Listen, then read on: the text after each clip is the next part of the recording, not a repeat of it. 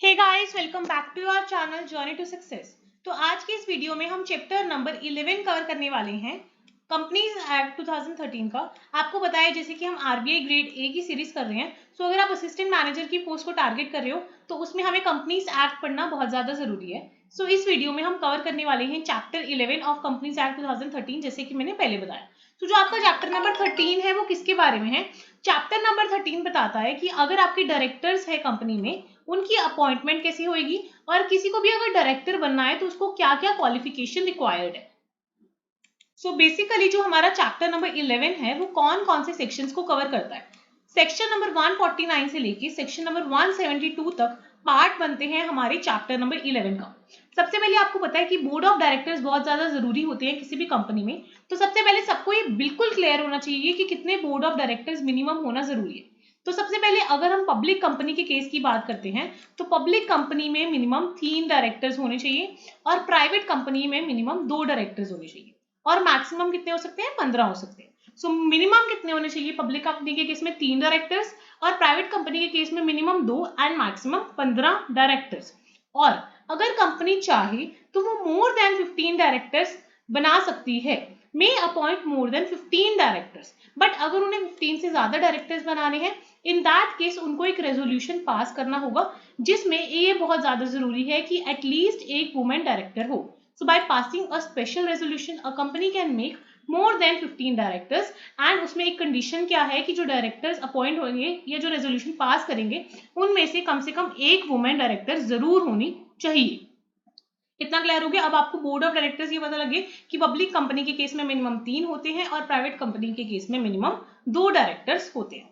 अब अगर हम डायरेक्टर की बात करें तो डायरेक्टर उनमें से एक ऐसा होना चाहिए जो कम से कम कितने दिन? 180 दिन, not less then 180 days previous calendar year में इंडिया में रहा हो। सो must have one director who has stayed in India for a total period of not less than 182 days, sorry, कितने days? Not less then 182 days in the previous calendar year, मतलब कम से कम 6 महीने वो पिछले कैलेंडर ईयर में India में रहा हो। इतना क्लियर हो गया? और पब्लिक कंपनी के केस में एक और चीज जरूरी है कि जितने उनके डायरेक्टर्स हैं उनमें से 1/3, एटलीस्ट 1/3 जो टोटल नंबर ऑफ डायरेक्टर्स हैं वो इंडिपेंडेंट डायरेक्टर्स हो। ये बहुत बार क्वेश्चन पूछा जा सकता है कि एटलीस्ट कितने डायरेक्टर्स पब्लिक कंपनी के केस में इंडिपेंडेंट डायरेक्टर्स होने चाहिए। The answer is 1/3 of the total number of directors. अब इंडिपेंडेंट डायरेक्टर्स का मतलब क्या होता है? इंडिपेंडेंट डायरेक्टर का मतलब होता है वो वाला director other than a managing director और होल टाइम डायरेक्टर और a nominee director. So other director which is not a managing director, whole time director or a nominee director is termed as independent director. और अगर कोई independent director जो होता है वो कितने टाइम तक ऑफिस को होल्ड कर सकता है? So a independent director shall hold a office for a term up to 5 consecutive years.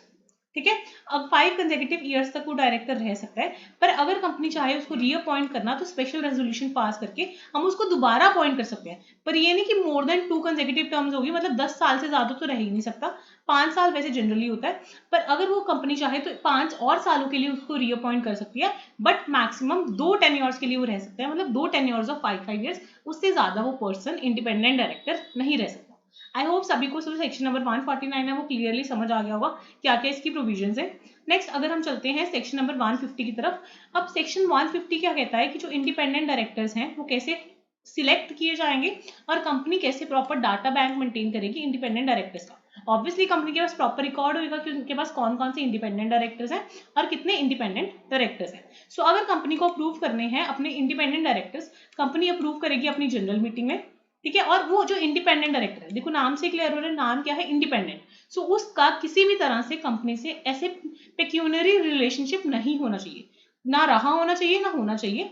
ठीक है, ना ही उसकी होल्डिंग में, ना कोई सब्सिडियरी कंपनी में, ना ही किसी एसोसिएट कंपनी में, ना ही प्रमोटर्स के साथ, ना ही डायरेक्टर्स के साथ during the 2 immediately preceding financial years और द करंट फाइनेंशियल ईयर, कि इस फाइनेंशियल ईयर में या उससे पिछले 2 प्रीसीडिंग फाइनेंशियल ईयर में उसका किसी भी तरह से कंपनी से कोई भी पेक्यूनरी रिलेशनशिप ना रहा हो, तभी हम उस पर्सन को इंडिपेंडेंट डायरेक्टर बनाएंगे। ठीक है, और किसी भी तरह का ऐसा रिलेशन ना हो कि 2% या उससे ज्यादा turnover of the total income और 50 लाख रुपीस और जो भी अमाउंट हायर है या लोअर है जो भी प्रिस्क्राइब की जाती है, पिछले 2 सालों में कोई भी ऐसा उसके साथ मतलब बिजनेस या फाइनेंशियल रिलेशन ना रहा हो कंपनी से। ठीक है, अब कई बार क्या होता है, कुछ ना बहुत सारे स्मॉल शेयर होल्डर्स होते हैं कोई भी कंपनी में, तो स्मॉल शेयर होल्डर्स अपनी तरफ से एक डायरेक्टर अपॉइंट कर सकते हैं। ये कौन से सेक्शन में स्पेसिफाइड है? Section number 151। ये सेक्शन इंपॉर्टेंट है। सेक्शन नंबर 151 क्या बोलता है? तो जो स्मॉल शेयर होल्डर्स होते हैं they can elect one director. अब आप पूछोगे कि स्मॉल शेयर होल्डर्स हम किनको कंसीडर करते हैं, सो ये क्वेश्चन बन सकता है कि आर्टिकल 151 के अकॉर्डिंग स्मॉल शेयर होल्डर्स क्या होते हैं? स्मॉल होल्डिंग शेयर्स का मतलब है nominal value of not more than 20,000 rupees, या कोई और सम भी SEBI time to time prescribe कर सकती है। बट अगर हम वैसे बेसिकली कंसीडर करें कि अगर उनके शेयर्स की जो नॉमिनल वैल्यू है that is not more than 20,000 rupees, हम उनको स्मॉल शेयर होल्डर्स कंसीडर करेंगे and they can appoint one director. Next है अपॉइंटमेंट ऑफ डायरेक्टर। तो अपॉइंटमेंट ऑफ डायरेक्टर कब होती है? देखो, no provision for the appointment of first director. First director की अपॉइंटमेंट के रिगार्डिंग कोई भी एज सच प्रोविजन नहीं है कंपनीज एक्ट में। जो भी सब्सक्राइबर्स होंगे मेमोरेंडम में, कंपनी का जो मेमोरेंडम लिखा जाता है उसके जो फर्स्ट सब्सक्राइबर्स होंगे उनको हम फर्स्ट डायरेक्टर मान लेंगे जब तक कोई प्रॉपरली ड्यूली डायरेक्टर अपॉइंट नहीं होता। So as such there is no provision for the first director. उसके अपॉइंटमेंट की कोई प्रोविजन नहीं है। जो भी मेमोरेंडम के सब्सक्राइबर्स होते हैं उनको ही फर्स्ट डायरेक्टर मान लिया जाता है। पर जो डायरेक्टर अपॉइंट होता है प्रॉपर मैनर में, वो अपॉइंट होता है कंपनी की जनरल मीटिंग में। इतना क्लियर हो गया? एंड ये सबसे ज्यादा इंपॉर्टेंट पॉइंट है कि no person shall be appointed as the director of a company unless he has been allotted a director identification number. जब तक उसको director identification number that is DIN director identification number नहीं allot हो जाता, तब तक हम उसको प्रॉपरली डायरेक्टर नहीं मानेंगे, तब तक वो पर्सन की अपॉइंटमेंट पूरी नहीं होएगी, तब तक अपॉइंट नहीं होएगा। ठीक है? He gives his consent to hold the office as director and the consent will be filed with the registrar with the 13 days of his appointment. कि 30 डेज ऑफ अपॉइंटमेंट के अंदर अंदर वो अपने ऑफिस को होल्ड करके अपनी कंसेंट दे देगा, और वो कंसेंट जो कंपनी को कहाँ फाइल करनी पड़ेगी? रजिस्ट्रार में with in the 30 days of his appointment. अब DIN क्या होता है? जैसे मैंने आपको बताया, डायरेक्टर आइडेंटिफिकेशन नंबर। सो अगर किसी भी डायरेक्टर को DIN के लिए अप्लाई करना है, वो कैसे करेगा? वो सेंट्रल गवर्नमेंट को एक फॉर्म देके अप्लाई कर सकते हैं, और जितनी भी फीस प्रिस्क्राइब होती है वो फीस देके डायरेक्टर आइडेंटिफिकेशन नंबर के लिए अप्लाई कर सकते हैं। तो अब उसकी अलॉटमेंट हो जाएगी। तो सेंट्रल गवर्नमेंट क्या करती है, 1 महीने के अंदर अंदर जब उसने एप्लीकेशन दी थी अलॉन्ग विद द फीस, उसको अलॉट कर देती है। सो विद इन कितने टाइम के अंदर अंदर उसका DIN नंबर आ जाता है? With in 1 month of the application. Next क्या है कि कोई भी बंदा एक डायरेक्टर आइडेंटिफिकेशन नंबर से ज्यादा नहीं ले सकता। ये बहुत ही इंपॉर्टेंट सेक्शन है, सेक्शन 155। सेक्शन 155 क्या कहता है? Prohibition to obtain more than one director identification number, कि कोई भी एक डायरेक्टर आइडेंटिफिकेशन नंबर से ज्यादा कोई नहीं ले सकता है। ठीक है? एंड डायरेक्टर को साथ के साथ इंटीमेट करना पड़ेगा कंपनी को विद इन 1 मंथ, जब उसको नंबर मिल जाता है कि मुझे डायरेक्टर आइडेंटिफिकेशन नंबर मिल गया है और ये मेरा डायरेक्टर आइडेंटिफिकेशन नंबर है। इतना क्लियर हो गया? नेक्स्ट उसके बाद क्या आता है? कंपनी डायरेक्टर आइडेंटिफिकेशन नंबर किसको इन्फॉर्म करेगी? रजिस्ट्रार को। सो जैसे डायरेक्टर ने 1 महीने के अंदर अंदर जब उसको डायरेक्टर आइडेंटिफिकेशन नंबर मिला, कंपनी को इंटीमेट कर दिया। अब कंपनी को इंटीमेशन मिल गई, कंपनी इंटीमेशन के 15 दिन के अंदर अंदर ये इन्फॉर्म करेगी रजिस्ट्रार को कि ये हमारे डायरेक्टर का डायरेक्टर आइडेंटिफिकेशन नंबर है। अगर कंपनी ऐसा नहीं करती, उसमें 25,000 रुपीज से लेके 1 लाख रुपए तक का मतलब पेनल्टी लग सकती है। और अगर ऑफिसर की कोई गलती होती है उस पर भी not less than 20,000 to 25,000 rupees and may extend to 1 lakh rupees, इतना फाइन किसी भी ऑफिसर ऑफ द कंपनी पे भी लगाया जा सकता है। ठीक है? और ये भी ऑब्लिगेटरी है कि उनको प्रॉपर्ली इंडिकेट करना है कि डायरेक्टर आइडेंटिफिकेशन नंबर क्या है। एंड अगर वो कोई भी कॉन्ट्रावेंशन करते हैं, फॉर एग्जाम्पल 155 नंबर है कि आपको एक से ज्यादा डायरेक्टर आइडेंटिफिकेशन नंबर नहीं लेना है, और अगर आपको डायरेक्टर आइडेंटिफिकेशन नंबर मिल जाता है, आपको विद इन 1 मंथ कंपनी को इंटीमेट करना है। अगर ये कोई भी काम डायरेक्टर नहीं करता है, सो डायरेक्टर को हर दिन की 500 रुपये पेनल्टी लग जाएगी, या फिर मैक्सिमम 50,000 की पेनल्टी देनी पड़ सकती है।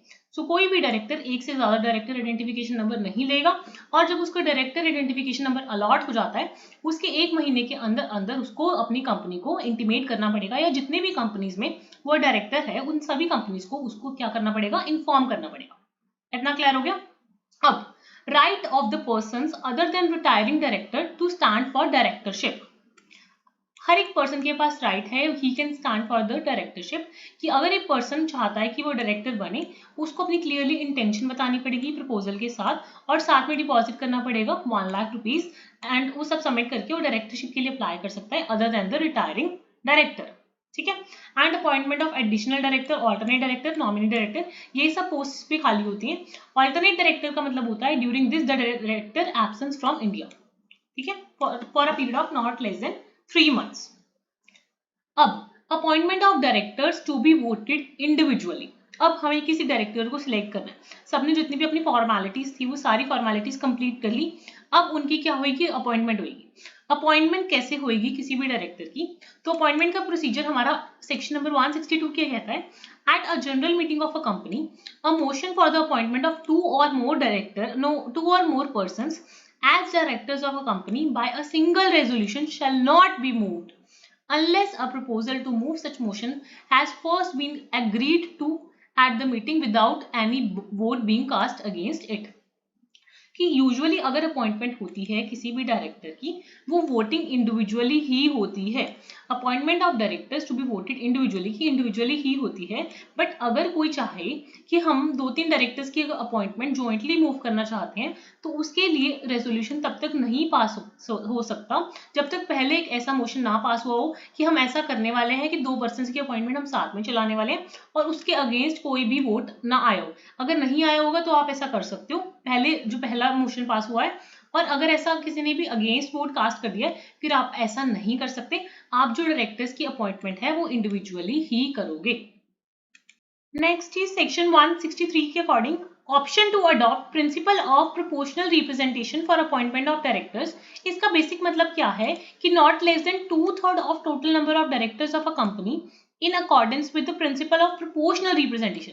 प्रोपोर्शनल रिप्रेजेंटेशन का मतलब है कि प्रोपोर्शनली वो रिप्रेजेंट कर रहे हैं। ठीक है, और जब प्रोपोर्शनली रिप्रेजेंट करेंगे तो सिंगल ट्रांसफरेबल वोट भी हो सकती है और क्यूमुलेटिव वोटिंग भी हो सकती है, जैसे भी वो करना चाहें।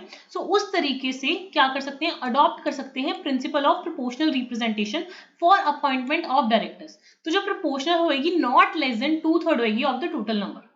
ठीक है, not less than 2/3 of the total number of directors proportionally represent करके क्या कर सकते हैं, once in every 3 years, and casual vacancies वगैरह भी इसी तरीके से कर सकते हैं, मतलब वंस इन एवरी 3 years वो अपॉइंटमेंट कर सकते हैं और कैजुअल वैकेंसीज को भी फिल कर सकते हैं। तो proportional representation single voting system से भी हो सकती है, क्यूमुलेटिव वोटिंग सिस्टम से भी हो सकती है। एंड जो प्रोपोर्शनल रिप्रेजेंटेशन होगी उसमें हमें ये ध्यान रखना है कि जो वोटिंग है उसमें not less than 2/3 of the total number of directors part ले रहे हैं। अब कई बार क्या होता है, हम बोल देते हैं कि ये सारे आप एलिजिबल हो डायरेक्टर बनने के लिए, बट कई बार कुछ डिस्क्वालिफिकेशंस भी होती हैं कि जो ये स्पेसिफिक पर्संस हैं ये डायरेक्टर नहीं बन सकते। फॉर एग्जांपल कोई पर्सन है, उसको सेंस मतलब सेंस इन द सेंस वो उसका माइंड भी साउंड नहीं है, उसका अनसाउंड माइंड है, या वो इंसॉल्वेंट है, या कोर्ट के द्वारा कन्विक्टेड है, उसको इम्प्रिजनमेंट हुई है for not less then 6 months and the period of 5 years has not elapsed from the expiry of that. ठीक है, उसको मतलब 5 साल से ज्यादा नहीं हुए, उसको थोड़े टाइम पहले 6 महीने से ज्यादा की सजा होके हटी है, वो पर्सन भी एलिजिबल नहीं है।